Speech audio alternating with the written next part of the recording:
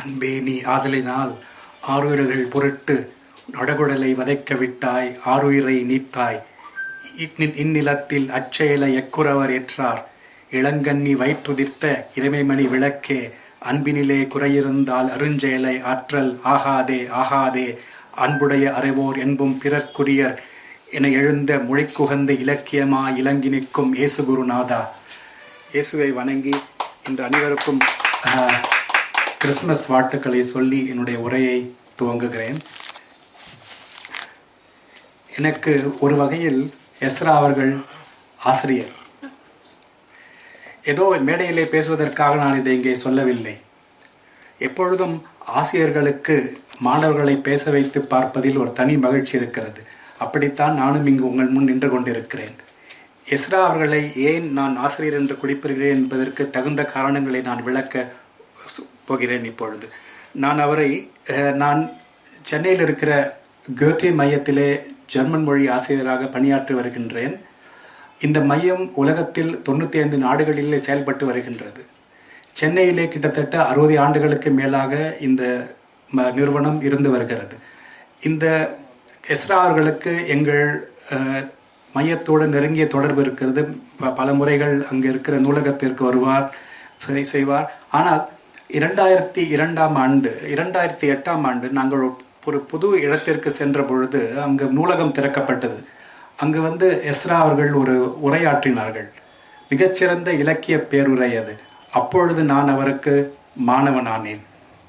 அதன் பின் அவர் எழுதிய வரலாறு, இந்திய வரலாறை படித்த பொழுது அவருடைய மாணவனானேன். அவருடைய பயணக் கட்டுரைகளை படித்த பொழுது அவருடைய மாணவனானேன். இந்த ஆண்டு காஃப்கா மறைந்து 100 ஆண்டுகள் ஆன முன்னிட்டு எங்கள் நிறுவனத்திலே ஒரு நிகழ்ச்சி ஏற்பாடு செய்யப்பட்டிருந்தது. அப்பொழுது எஸ்ரா அவர்கள் ஒரு மாபெரும் உரையை ஆற்றினார்கள்.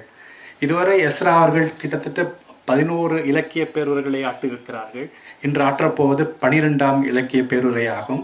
ஆனால் அதுவும் என்னை பொறுத்தவரையில் அதுவும் ஒரு இலக்கிய பேருரையாக கொள்ளப்பட வேண்டிய உரை. அது அங்கே நிகழ்த்திய பேருரை. அதிலே நான் அந்த சமயத்திலே காஃப்காவை பற்றி நிறைய கட்டுரைகள் வெளியாகியிருந்தன. காஃப்காவை பற்றிய புத்தகங்கள் நிறைய வெளியாகியிருந்தன. ஜெர்மனியிலும் ஆஸ்திரிய நாட்டிலும் இந்த கட்டுரைகளை எல்லாம், அந்த புத்தகங்களை எல்லாம் நான் வாசித்தேன். ஆனால் அந்த கட்டுரைகளிலும் அந்த புத்தகங்களையும் வெளிப்படாத சிலவற்றை எஸ்ரா அவர்கள் அங்கே சொன்னார்கள். அப்பொழுதுதான் எனக்கு தோன்றியது, யோஹான் வோல்ஃப்காங் ஃபான் கோத்தே, ஜெர்மன் நாட்டினுடைய மாபெரும் கவிஞன், அவனுடைய பெயரைத்தான் எங்களுடைய நிறுவனம் தாங்கி நிற்கிறது. அந்த யோஹான் வோல்ஃப்காங் ஃபான் கோத்தே ஒரு முறை சொல்கிறார், இங்கிலாந்து நாட்டு மக்களை விட நாம் ஜெர்மனியில் பைரனையும் ஷேக்ஸ்பியரையும் நன்றாக புரிந்து வைத்திருக்கிறோம். இங்கிலாந்து நாட்டு மக்களை விட பைரனையும் ஷேக்ஸ்பியரையும் நன்கு மதிப்பிட நாம் கற்றிருக்கிறோம் என்று சொல்கிறார். ஐரோப்பாவிலிருந்து வெகு தூரத்தில் இருக்கிற ஒரு நாட்டில் ஒரு ஐரோப்பிய எழுத்தாளரை பற்றி இப்படி ஒரு தெளிவான பார்வை இருந்தது அவருக்கு என்று பார்க்கிற பொழுது எனக்கு மிகுந்த, அப்பொழுதுதான் மீண்டும் அவருடைய மாணவரானேன். அதனால் நான் அப்படி தேசிய இலக்கியம், அதாவது அந்த உலக இலக்கிய பார்வை இருக்கிற ஒரு முக்கிய தமிழ் எழுத்தாளர்களில் எஸ்ரா அவர்கள் குறிப்பிடத்தக்கவர். அந்த உலக இலக்கியம், அவருடைய பேருரையே உலக இலக்கிய பேருரை என்று பெயர் சூட்டியிருக்கிறார்கள்.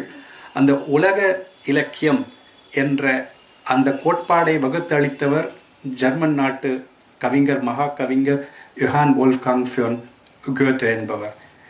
அவர் சொல்கிறார், இதே ஒரு புதன்கிழமை அன்று 1827ஆம் ஆண்டு ஜனவரி 31ஆம் தேதி அவர் தன்னுடைய இறுதி நாட்களில், அவர் 1749 1832 வரை வாழ்ந்தவர். அந்த 1827ஆம் ஆண்டு அவருடைய இறுதி காலத்திலே ஜெர்மன் கவிஞரான யோஹான் பேட்டா எக்கர்மனுடன் நீண்ட உரையாடல்களை நிகழ்த்தியிருக்கிறார். அந்த உரையாடல்களை குறிப்பிடுகிறார், தேசிய இலக்கியம் என்பது தற்போது அவ்வளவு முக்கியமல்ல. உலக இலக்கியத்தின் காலம் கைகூடி வருகிறது. அதனை முன்னெடுத்து செல்ல நாம் ஒவ்வொருவரும் பணியாற்ற வேண்டும் என்பதை எழுதியிருக்கிறார். அது எழுதியது 1827ஆம் ஆண்டு, சொன்னது 1827ஆம் ஆண்டு. அதேதான் கார்ல் மார்க்ஸினுடைய கம்யூனிஸ்ட் கட்சி அறிக்கையிலே கார்ல் மார்க்ஸும் ஏங்கல்ஸும் எழுதிய கம்யூனிஸ்ட் கட்சி அறிக்கையிலே 1848 வெளியான கம்யூனிஸ்ட் கட்சி அறிக்கையிலே கார்ல் மார்க்ஸ் எழுதுகிறார், தனி நாடுகளின் படைப்பாக்கங்கள் அனைத்து உலகின் பொதுச் சொத்தாகின்றன. ஒருதலைபட்ச தேசிய பார்வையும் குறுகிய மனப்பான்மையும் சாத்தியமின்றி போகின்றன. எண்ணற்ற வட்டார தேசிய இலக்கியங்களிலிருந்து ஓர் உலக இலக்கியம் உருவாகிறது என்று கார்ல் மார்க்ஸ் அங்கே குறிப்பிடுகிறார். உலக இலக்கியம் உதயமாகிறது என்று கார்ல் மார்க்ஸ் எழுதுகிறார். தேசிய இலக்கியம் அவ்வளவு முக்கியமல்ல, உலக இலக்கியம் கைகூடி வருகிற நேரம் வந்துவிட்டது என்று யோஹான் வோல்ஃப்காங் ஃபான் கோதே குறிப்பிடுகிறார். உண்மைதான். உலக இலக்கியம் என்பது என்ன? உலகில் தோன்றுகிற பல்வேறு நாடுகளில் தோன்றுகிற இலக்கியங்களின் ஒரு தொகுப்பா? இல்லை. உலக இலக்கியம் என்றால் என்ன? உலக நாடுகளில் வெளியான ஒவ்வொரு மொழியிலும் வெளியான சிறந்த இலக்கியங்களின் பட்டியலா? இல்லை. உலக இலக்கியம் என்றால் என்ன? அதற்கும் யோஹான் வோல்ஃப்காங் ஃபான் கோதே ஒரு விளக்கம் அளிக்கிறார்.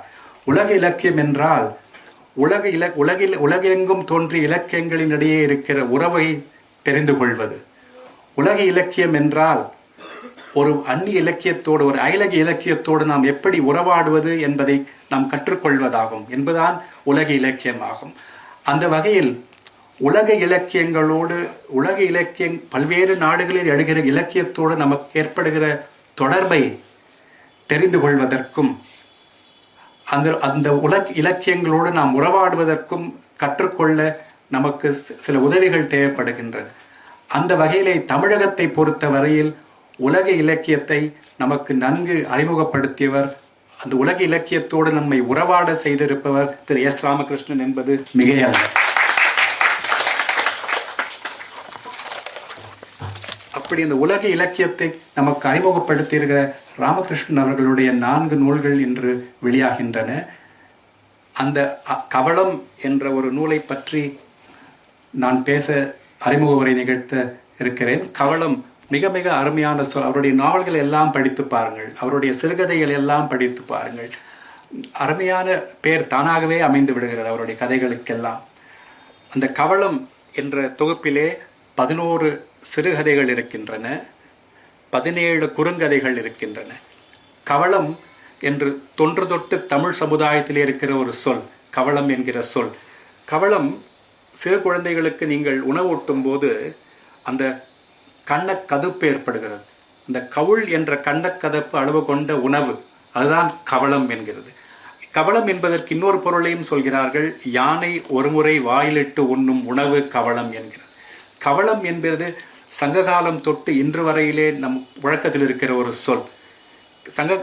அகநானூரிலே 157வது பாடலிலே காண யானை கவளை கொள்ளும் என்கிற ஒரு வரி வருகிறது. அதே போல புறநானூற்றிலே 1084வது பாடலிலே காய்நெல் அறுத்து கவளங்குலினே மானிரை வெல்லும் பன்னாட்காகும் என்கிற வரி புறநானூற்றிலே வருகிறது. அது மட்டுமல்லாமல் பின்வந்த பக்தி இலக்கியமான நாலார திவ்ய பிரபந்தத்திலே 1749வது பாசுரத்தில், 1875வது பாசுரத்தில், 1318வது பாசுரத்திலே இந்த கவளம் என்ற சொல் வருகிறது. அந்த 1008ஆம் பத்திலே திருமங்கை ஆழ்வார் கவள யானை என்ற தலைப்பிட்டு 10 பாடல்களை எழுதியிருக்கிறார். அந்த கவளம் என்கிற சொல் தொன்று தொட்டு தமிழ் சமூகத்தில் நிறைவு வருகிற ஒரு சொல். அது மட்டுமல்லாமல் தற்போது நாட்டார் பழக்க வழக்கங்களிலும் இந்த கவளம் என்ற சொல் புழக்கத்திலே இன்று வரை இருந்து வருகிறது. கோவை மாநகரத்திற்கு அருகில் கோவையிலிருந்து உதகை மண்டலம் செல்லும் வழியில் மேட்டுப்பாளையத்திற்கு முன்னால் சென்றால் அங்கே காரமடை என்கிற ஒரு ஊர் இருக்கிறது. அந்த காரமடையிலே ஒரு மிகவும் தொன்மையான ஒரு அரங்கநாதர் கோயில் ஒன்று இருக்கிறது. அந்த அரங்கநாதர் கோயிலே மாசி மாதம் தேரோட்டம் நடைபெறும். அந்த தேரோட்டத்தின் போது மக்கள் தீப்பந்தம் ஏந்தி கால்நடையாக அந்த கோயிலுக்கு செல்வது வழக்கம். நேர்த்தி கடன் தீர்ப்பதற்காக அந்த கோயில் செல்வதற்கு வழக்கம். அப்படி அந்த நேர்த்தி கடன் செய்வதற்காக அந்த தீப்பந்தத்தை ஏந்தி போவதை அவர்கள் பந்த சேவை என்று குறிப்பிடுகிறார்கள்.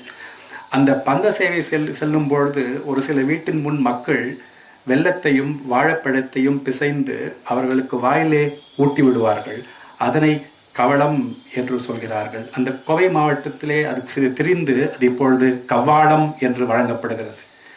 அந்த கவ்வாளத்தை சிலர் அவர்கள் வாங்கி நடக்கிற பொழுது சிலர் அந்த முந்தானையை நின்று கொண்டிருப்பார்கள். சில பெண்கள் அப்படி போறவர்கள் அவர்களை அதில் உமிழ்ந்தால் அது பிரசாதமாக கொண்டப்படுது. அங்கே ஜாதி வேற்றுமை எதுவும் கிடையாது.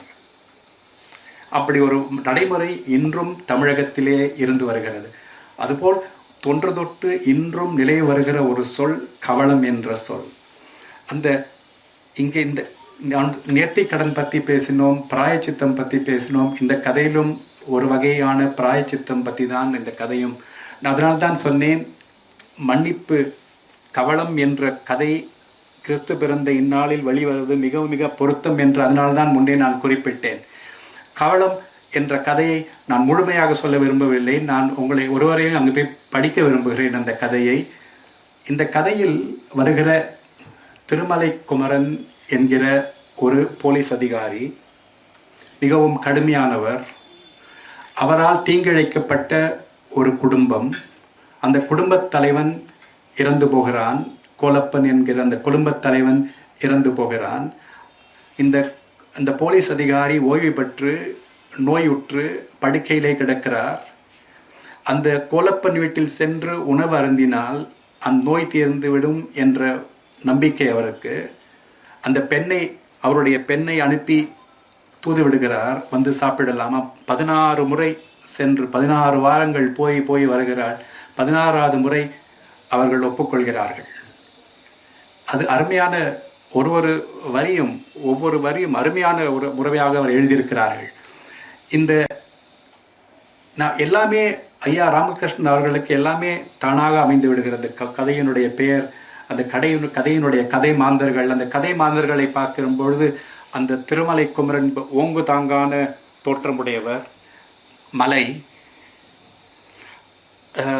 அவருடைய மகள், தந்தை எப்படிப்பட்ட கொடுமைக்காரனாக இருந்தாலும் அவருடைய வாழ்ந்து வருகிறாள். ஏனென்றால் தந்தையும் அவளையும் ஒரு அரூபமான ஒரு சரடு ஒன்று பிழைத்து கொண்டிருக்கிறது என்று நம்புகிறாள்.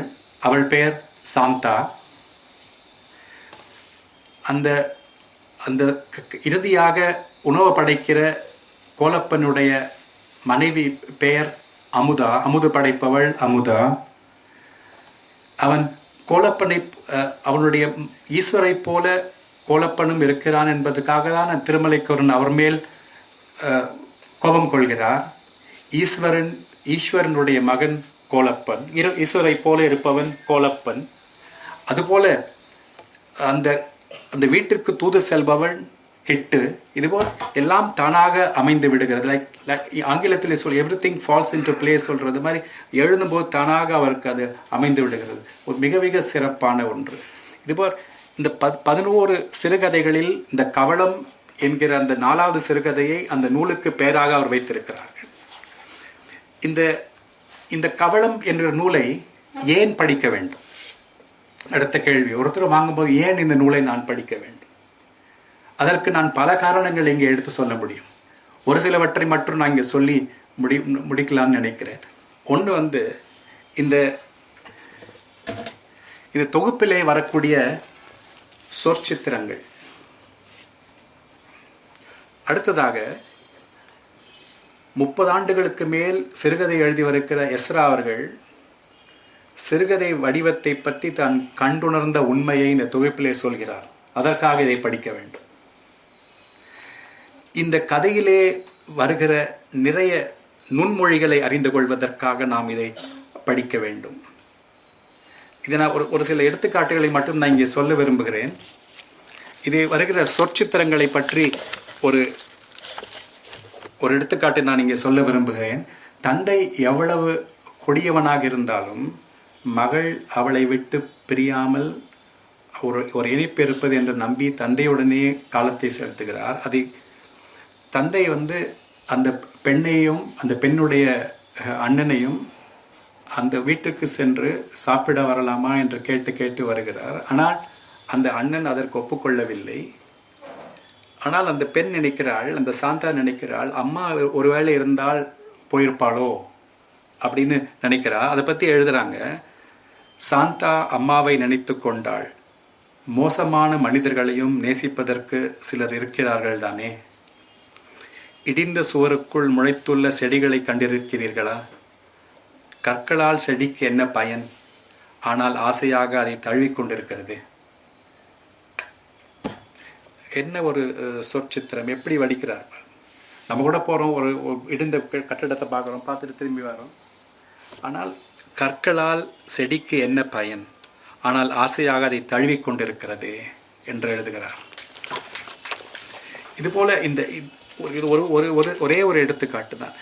அதே போல பல இடங்களில் ஆங்கிலத்திலே அஃபாரிசம்ஸ் என்று சொல்வார்கள். அதுபோல் அந்த நுண்மொழிகள் இயல்பாக அந்த கதையினுடைய வருகின்றன.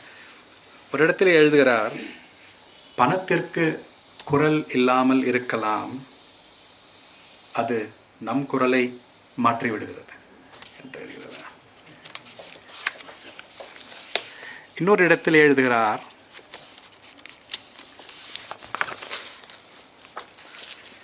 எல்லா முட்டாள்தனங்களையும் நாம் கைவிட்டு விட முடியாது.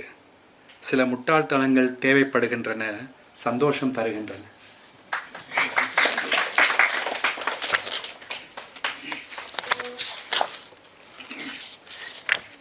இன்னொரு ஒரு மிக மிக உண்மையான ஒன்று, கடந்த 2-3 வாரங்களாக என்னுடைய உறவினர் 2 பேர் இறந்து விட்டார்கள். அதனால் அந்த வீட்டிற்கு செல்ல சென்றிருந்தேன். அங்கே சென்ற பொழுது ஐயா அவர்கள் எழுதியது தான் எனக்கு நினைவுக்கு வந்தது. எழுதுகிறார், சாவின் முன்னிலையில் எப்படி நடந்து கொள்வது என்று மனிதர்கள் இதுவரை பழகவே இல்லை. இறந்தவரால் கோபித்துக் கொள்ள முடியாது என்பதால் எவ்வளவு அபத்தங்களை அவரை சுற்றி நடக்கின்றன.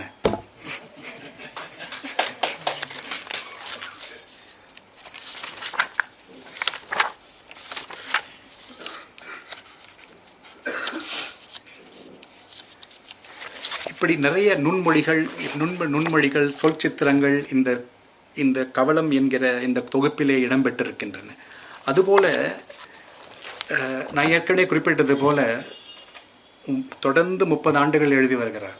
அந்த 30 ஆண்டுகளிலே தான் கண்டுணர்ந்த அந்த வடிவம் எப்படிப்பட்டது என்பதை இந்த நூலிலே எழுதியிருக்கிறார்.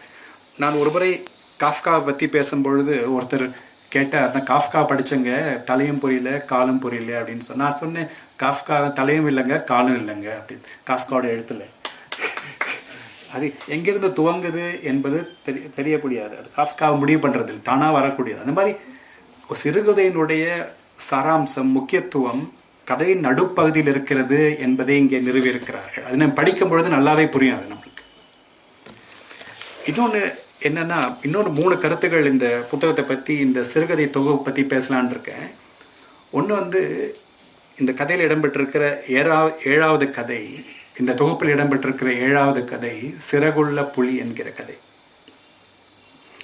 அது ஆங்கிலேயர் காலகட்டத்தில் நடந்த ஒரு கதையை மையமாச்சு எழுதியிருக்காரு. அந்த கிளெமென் டெலாஹி என்கிற ஒரு பள்ளி முதல்வரை அடிப்படையாக வைத்து எழுதப்பட்ட கதை. இதில் என்னென்னா, இப்போ நிறையா பேசுகிறாங்க, கல்ச்சுரல் அப்ராப்ரியேஷன் என்கிற ஒரு கோட்பாட்டை இப்போது மேலை நாடுகளிலும் சரி நம்ம நாடுலையும் முன்வைத்து பேசி கொண்டிருக்கிறார்கள். ஆங்கிலேயர் நம்ம இங்கே வந்த பொழுது நம்மளுடைய செல்வங்களையும் சுரண்டி விட்டு போக மட்டும் இல்லாமல் நம் கலை செல்வங்களையும் அவர்கள் ஆக்கிரமிக்க நினைத்தார்கள். அதனுடைய வெளிப்பாடு தான் இந்த கதை சிறகுள்ள புலி. இங்கே சிறகுள்ள புலியிலே புலிவேஷம் போடுவதை மையமாக எழுதப்பட்ட ஒரு கதை. ஒரு கல்ச்சுரல் அப்ராப்ரியேஷன் என்பது ஒரு சில பண்பாட்டு கூறுகளை அதனுடைய உள்ளார்ந்த அர்த்தத்தை புரியாமலேயே தமதாக்கி கொள்ள நினைப்பதாகும் கல்ச்சுரல் அப்ராப்ரியேஷன் என்பது. அந்த கல்ச்சுரல் அப்ராப்ரியேஷன் ஆங்கில காலத்தில் எப்படி நடந்தது, ஒரு ஆங்கிலேயர் புலிவேஷம் போட்டு நினைத்தது, அதனுடைய உள்ளார்ந்த அர்த்தம் புரியாமலேயே அது புலிவேஷம் போட நடந்தது, என்ன ஆனது, அது பற்றியான அருமையான கதை இந்த சிறகுள்ள புலி என்பதாகும். அதே போல ஃப்ரான்ஸ் காஃப்காயை பற்றி உங்களுக்கு நிறைய பேருக்கு தெரிஞ்சிருக்கும். ஃப்ரான்ஸ் காஃப்காவோட உருமாற்றம் என்கிற கதை, மெட்டமார்ஃபசிஸ் என்ற ஆங்கிலத்திலே வந்தது. ஜெர்மன் மொழியிலே அதை ஃபெவான்லூங் என்று குறிப்பிடுவார்கள். அந்த மற்றொருவன் என்ற கதை கஃப்காவை பொறுத்த வரைக்கும் என்னன்னா, இப்போ வந்து இந்த உருமாற்றம் பெறுவது, நீங்கள் வந்து தொடர்ந்து இதிகாசங்களிலே, புராணங்களிலே, தேவதை கதைகளிலே நாம் கண்டுணர்ந்த ஒரு காட்சி தான் அந்த உருமாற்றம் பெறுவது. ஓவித் காலத்திலிருந்தே, ரொமானிய கவிஞன் ஓவித் காலத்திலிருந்தே தேவதை கதைகள் வரைக்கும் அந்த உருமாற்றம் வந்து நிறைய இதில் நான் பார்த்துட்ருக்கோம். அதாவது ஒரு ஒரு அரசனோ ஒரு தவளையாக மாறுவது, மீண்டும் ஒரு சிலருடைய கருணையால், அன்பால் மீண்டும் மனிதனாக மாறுவது என்பதுதான் இந்த மாற்றம். இது தொடர்ந்து இலக்கியத்திலும் இதிகாசத்திலும் நாம் பார்த்து வருவது ஒன்று. அதனை கஃப்காவோட மெட்டமார்பசிஸ், அந்த உருமாற்றத்திலே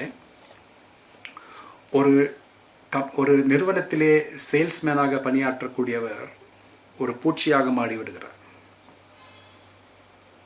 அதன் அடிப்படையில் எழுதப்பட்ட மற்றொருவன் என்ற கதை அவருடன் பணியாற்றுகிற ஒருவருடைய நோக்கிலிருந்து எப்படி அது நிகழ்கிறது என்பதை எழுதியிருக்கிறார் இந்த மற்றொருவன் என்ற கதையிலே. அந்த உருமாற்றம் என்றதை பொறுத்த வரையிலே இப்போ இதிகாசங்களிலே பார்த்திங்கன்னா, அந்த ஒருத்தர் தவளையாக மாறுறாரு, பின்பு பிறரோட கருணையாலும் அன்பாலும் மீண்டும் தவளையாக இருந்தவர் மீண்டும் மனிதனாக ஆகிவிடுறார். ஆனால் இந்த கஃப்காவோட உருமாற்றம் பொறுத்தவரை அந்த கரப்பான் பூச்சியாக மாறியவர் அந்த அன்பிற்காக, கருணைக்காக, அந்த குடும்பத்தாரனுடைய அன்புக்காக, கருணைக்காக இயங்குகிறார். கிடைக்கவில்லை, பூச்சியாகவே மாண்டு விடுகிறார். அதுதான் இந்த கஃப்காவுடைய உருமாற்றத்திற்கும் இதிகாசங்களில் நாம் காணுகிற உருமாற்றத்திற்கும் உள்ள ஒரு வேறுபாடு. அந்த கஃப்காவினுடைய உருமாற்றம் ஏன் நிகழ்ந்தது என்பதை பல இலக்கிய அறிஞர்கள் ஜெர்மன் நாட்டிலே கேட்டுக்கொண்டிருக்கிறார்கள். இன்றும் கூட ஆராய்ச்சி நடைபெற்று வந்திருக்கிறது. ஏன் இந்த உருமாற்றம் ஏற்பட்டது என்பதை அதில் மிக மிக சுருக்கமாகவும் அழகாகவும் இதிலே குறிப்பிடுகிறார் எஸ்ரா அவர்கள். உண்மையில் தனது விருப்பங்களை வீடும் உலகமும் புரிந்து கொள்ளாத போது, விரும்பாத விஷயங்களை செய்ய சொல்லி கட்டாயப்படுத்தும் போது ஒருவன் உருமாற்றம் அடைகிறான் என்று அழகாக எழுதியிருக்கிறார்.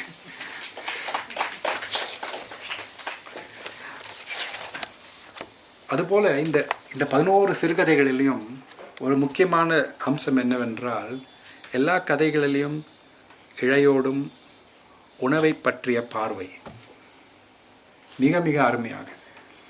நான் ரொம்ப நீண்ட நாள்களுக்கு முன்பு அவருடைய கட்டுரை ஒன்றை வாசித்த ஞாபகம் எனக்கு இருக்கிறது. அப்பொழுது எனக்கு புரிந்தது, உணவை பற்றியும் உணவு சொல்லும் பண்பாட்டை பற்றியும் கூர்ந்து நோக்குபவர் திரு ராமகிருஷ்ணன் என்பதை நான் அன்பே உணர்ந்து கொண்டேன். ஒரு முறை அவர் எழுதியிருந்தார், கவிஞர் பிரமிழுடன் நீண்ட தூரம் நடந்து செல்வது வழக்கமாக கொண்டிருந்தார். அவருடைய நண்பராக இருந்தார் பிரமிழ். அப்படி ஒரு முறை மதிய வேளையிலே நீண்ட தூரம் நடந்து சென்று இருவரும் ஒரு உணவிடுதியிலே சாப்பிடுகிறார்கள். அப்பொழுது பிரமிழ் எந்த இதுவும் சாப்பிடாமல் சோறையும் பீட்ரூட் பொரியலையும் பிணைந்து உண்டார். அதை அவர் ரொம்ப கூர்ந்து கவனித்து ஏன் என்று அதை அவரிடையே கேட்கிறார் பிரமிழுடன். அவர், இந்த நகர வாழ்க்கையிலே நான் தனியாக இருக்கிறேன், என்னால் சமைக்க முடியாது, எனக்கு பண்ணி கொடுக்க யாரும் கிடையாது, இந்த மாதிரி சாப்பிட்டு உடம்புக்கு எடுத்துக்க விரும்பலை, அதனால் இதை மட்டும் சாப்பிட்றேன்னு அவர் சொன்ன பதிலே அவர் குறிப்பிட்டிருக்கிறார். அது பிரமிழ் தானே. இந்த மாதிரி உணவை பற்றிய ஒரு கூர்ந்து நோக்குவது, ஏன் அதை பார்க்கிறார். உணவு என்பது சுவை மட்டுமல்ல, விதவிதமான உணவு வகைகளை உண்பது மட்டுமல்ல, உணவை அவர் எழுதுகிறார், ஒருவர் சாப்பிடும் உணவை வைத்து அவரது குணத்தை தெரிந்துவிட முடியும் என்று எழுதுகிறார். அதே போலத்தான் அதே பார்வை இந்த கவளம் என்ற கட்டுரையிலும் வருகிறது. அந்த போலீஸ்காரர் எப்படி உணவு உண்கிறார், அதை வைத்து அவருடைய அதிசயங்களை மதிப்பிட முடியும், அந்த அளவில் எழுதியிருக்கிறார். அதே போல இன்னொரு கதையில், தந்தையின் வருகை என்ற கதையில்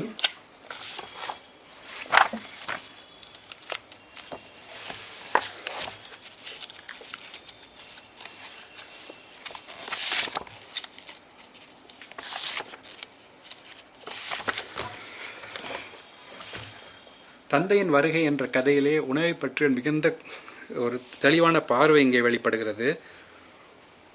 உணவு என்பது ஒரு மொழி, உலகம் முழுவதும் புரிந்து கொள்ளப்படும் மொழி என்று எழுதியிருக்கிறார். அதே போல் உணவு மூலம் எப்படி நாம் நம்முடைய எண்ண ஓட்டத்தை வெளிப்படுத்துகிறோம் என்பதை கூட இங்கே அழகாக எடுத்து எம்புகிறார். ஒரு மகன் தன் தாயை பற்றி எழுதுகிறான். அம்மா அறையில் முந்திரி பருப்பு ஏலக்காய் டப்பா எடுக்கிறார் என்றால் வந்திருக்கும் விருந்தினர் முக்கியமானவர் என்ற அர்த்தம். ரவா டப்பாவை எடுத்தால் அவசர விருந்தினர் காலையில் போய்விடுவார் என்று புரிந்து கொள்ள வேண்டும். 2 வகை பாயாசம் செய்தால் அப்பாவின் பிறந்த நாள் என்ற அர்த்தம். கொத்தவரங்காயும் துவையலும் என்றால் பிடிக்காதவர் வந்திருக்கிறார் என்று பொருள். இப்படி அம்மா தமது சமையலின் வழியே மனிதர்களை மதிப்பிட்டிருந்தால் விருப்பமானவர்களுக்கு ருசியான உணவை சமைத்து தருவதன் வழியே மட்டுமே தனது அன்பினை காட்ட முடியும் என்று அம்மா நம்பினாள் என்று அழகாக இங்கே எழுத்திருக்கிறார். உணவு என்பது ஒரு மொழி, உலகம் முழுவதும் புரிந்து கொள்ளக்கூடிய ஒரு மொழி என்பது மிக மிக உண்மையான கருத்து. நம் நாட்டில் மட்டுமல்ல, அயல் நாடுகளிலும் கூட பல மரபு தொடர்கள் உணவின் அடிப்படையாக கொண்டு அமைந்திருக்கிறன. ஆங்கில மொழியிலே சொல்வார்கள், to show someone a cold shoulder. அதாவது ஒருத்தரை உதாசீனப்படுத்துவது, அவரிடம் மதிப்பில்லாமல் நடந்து கொள்வது. அதாவது அந்த மட்டன் சமைக்கிற பொழுது இந்த தோள்பட்டை, இந்த ஆட்டிறைச்சியினுடைய தோள்பட்டை அது வந்து ஒரு சாதாரண மக்கள் சாப்பிடக்கூடிய ரொம்ப மிக விலை உயர்வில்லாத ஒரு இதுன்னு சொல்கிறாங்க. லண்டனில், இங்கிலாண்டில் சொல்கிறாங்க. அப்படி நம்ம பிடிக்காதவர்களுக்கு வந்து அந்த பகுதியை வந்து சர்வ் பண்ணுறது வந்து to give someone a cold shoulder அப்படின்னு சொல்கிறாங்க. அது இப்போ ஒரு வினை சொல்லாவும் ஆங்கிலத்தில் இருக்குது. ஐ கோல்ட் ஷோல்டர்ட் சம்ஒன் அப்படின்னு ஆங்கிலத்துலேயும் சொல்கிறாங்க. அந்த மாதிரி உணவு என்பது உலகம் அழிந்த ஒரு மொழி என்பது இதில் குறிப்பிடுகிற மிக மிக அருமையான ஒரு உண்மை. இப்படி உணவை பற்றியும் கல்ச்சுரல் அப்ரோப்ரியேஷனை பற்றியும் பல அருமையான சொற்சித்திரங்களும் நுண்மொழிகளும் நிறைந்த ஒரு தொகுப்பு இந்த கவளம் என்கிற நூல். இதில் 11 சிறுகதைகள் இருக்கின்றன. அதே போல 17 குறுங்கதைகள் இருக்கின்றன. ஐயா ராமகிருஷ்ணன் அவர்கள் திரைப்படம் பற்றி நூல்கள் எழுதியிருக்கிறார், நாவல்கள் எழுதியிருக்கிறார், சிறுகதைகள் எழுதியிருக்கிறார், குழந்தை இலக்கியம் எழுதியிருக்கிறார், பல துறைகளை தொட்டிருக்கிறார். சிலர் கேட்கலாம், ஏன் கவிதை எழுதவில்லை? நான் இந்த நூலை படிக்கிற பொழுது அதற்கான அவசியம் இல்லை என்று நினைத்தேன்.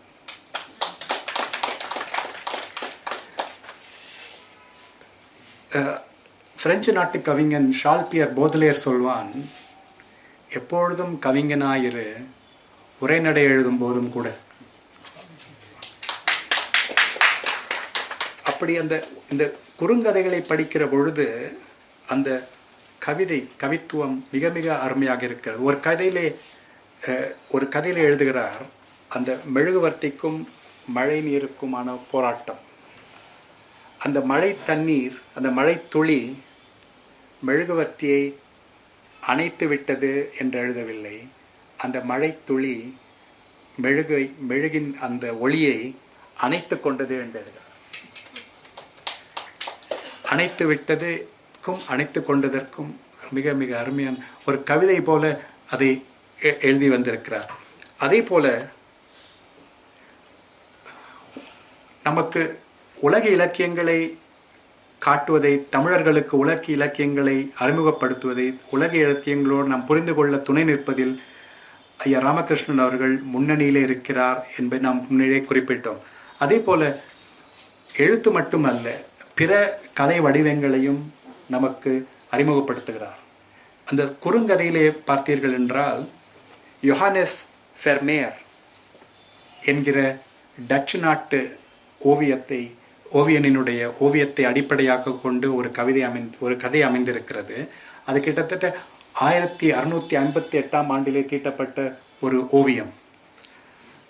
அந்த ஓவியத்திலே அவர் எழுதுகிறார், அந்த ஓவியம் என்னவென்றால், ஒரு வீட்டிலே வேலை செய்கிற ஒரு பணிப்பெண் ஒரு குவளையிலே பாலை ஊற்றுகிற மாதிரி ஒரு ஓவியம், யோஹானஸ் ஃபெர்மேரினுடைய ஓவியம். அதை எழுதுகிறார்.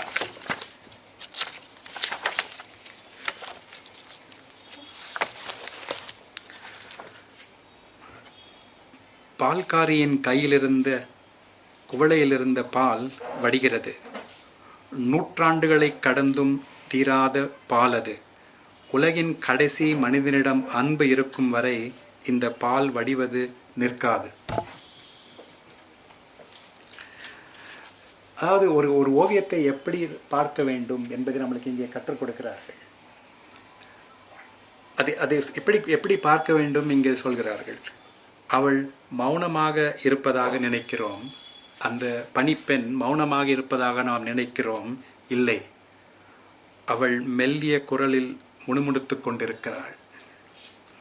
அந்த குரலை கேட்க வேண்டும் என்றால் உங்கள் மனதில் ஓசை இருக்கக்கூடாது. நீங்கள் ஒரு வரையப்பட்ட ஓவியம் போல் மௌனமாக வேண்டும். ஓவியத்தை காணும் பொழுது நாம் வரையப்பட்ட ஓவியமாக மாற வேண்டும். அப்பொழுதுதான் ஓவியத்தை ரசிக்க முடியும். என்ன ஒரு அழகான இலக்கியம்! எழுத்து மட்டுமல்ல, பிற கலை வடிவங்களையும் எப்படி நாம் பார்க்க வேண்டும் என்பதை நமக்கு கற்றுக் கொடுக்கிறார். அதனால்தான் மீண்டும் சொல்கிறேன், அவர் என் ஆசிரியர். இன்னொரு பொட்டேட்டோ ஈட்டர்ஸ், உருளைக்கிழங்கு தின்பவர்கள் என்பது வான்கோவினுடைய ஒரு ஓவியம். 1855ஆம் ஆண்டிலே வந்தது என்று நினைக்கிறேன். அதில் சொல்கிற பொழுது எழுதுகிறார், ஒரு ஓவியம் படித்தவர் அந்த ஓவியத்தை பார்க்கிற பொழுது என்ன வண்ணங்கள் அதில் இருக்கின்றன, எப்படி அவர் எழுதியிருக்கிறார். அதாவது ஒரு மனிதாபிமானம் மிக்க ஒரு எழுத்தாளர் அதனை பார்க்கிற பொழுது அதிலே ஒரு வயது முதிர்ந்த பெண்மணி பிறருக்கு காஃபியை பரிமாறிக்கொண்டிருக்கிறாள். அவர் எழுதுகிறார், காப்பியை குவளையில் கவனமாக ஊற்றுகிறாள் முதியவள். அவளது கடினமான கைவிரல்களை பாருங்கள்.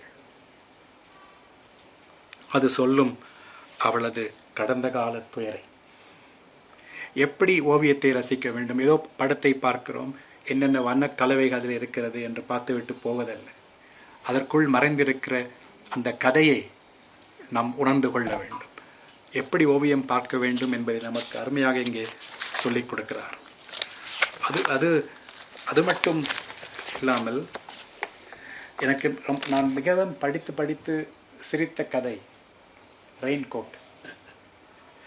ஒரு செல்லச்சாமி என்கிற ஆர்மியிலே பணியாற்றுகிற ஒருவர் ஒரு ரெயின்கோட்டை கொண்டு வந்து ஒரு ஊருக்கு வருகிறார். அந்த ரெயின்கோட்டினால் அவர் படும் பாடும், அந்த ரெயின்கோட்டினால் அந்த கிராமத் படும் பாடும் இந்த கதையிலே நன்காக விவரிக்கப்பட்டிருக்கிறது. அதில் ஒரு அந்த ரெயின்கோட் கடைசியிலே கிழிந்து கம்மாயிலே நனைந்து ஒரு எருமையிடம் வந்து சேர்கிறது. இந்த எருமை கொம்பிலே மாட்டிக்கொண்டு அந்த ரெயின்கோட் செல்கிறதை ரொம்ப அருமையாக எழுதுகிறார். அந்த எருமை ஊரில் ரெயின்கோட் அணிந்த முதல் எருமை அதுதான். அந்த பெருமையை பெரிதாக நினைக்காமல் அது நடந்து சென்றது.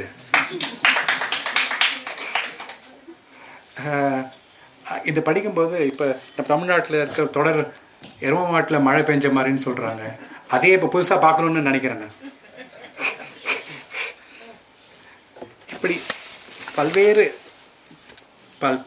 பேசிகிட்டே இருக்கலாம். அதை பற்றி இந்த 17 கதைகளை பற்றி பேசிக்கொண்டே இருக்கலாம். இன்னும் ஒரே ஒரு இது மட்டும் சொல்லி முடிக்கலான்னு நினைக்கிறேன்.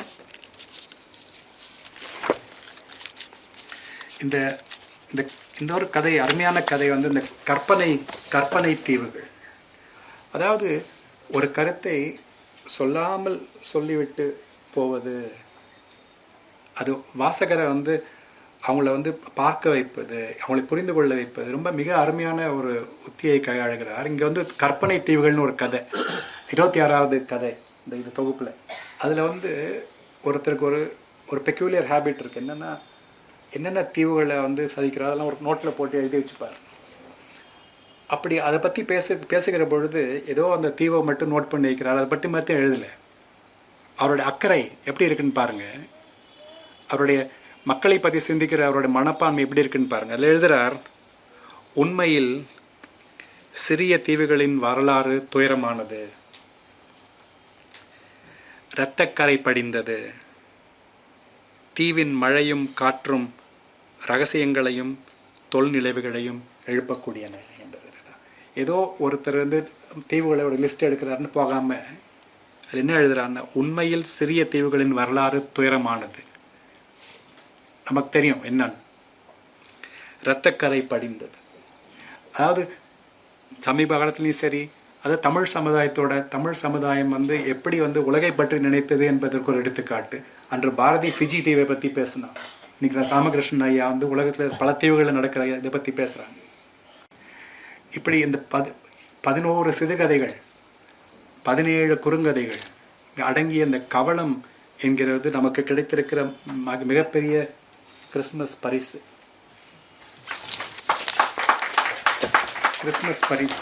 அதில் ஒரு இடத்துல எழுதுகிறார், வள்ளுவர் சொல்வார், பொருளில்லார்க்கு இவ்வுலகம் இல்லைன்னு வள்ளுவர் சொல்வார். ராமகிருஷ்ணன் ஐயா சொல்றாங்க, கதை இல்லாதவர்களே இந்த உலகத்தில் இல்லை. நமக்குள்ளே இருக்கிற கதையை நாம் கண்டறிய வேண்டும். அந்த கதை நமக்கு என்ன உணர்த்துகிறது என்பதை புரிந்து கொள்ள வேண்டும். அப்படி புரிந்து கொள்வதற்கு, அதை கண்டறிவதற்கு நமக்கு உறுதுணையாக இருக்கும் ஐயா ராமகிருஷ்ணனுடைய படைப்புகள் என்று சொல்லி விடைபெறுகிறேன். நன்றி.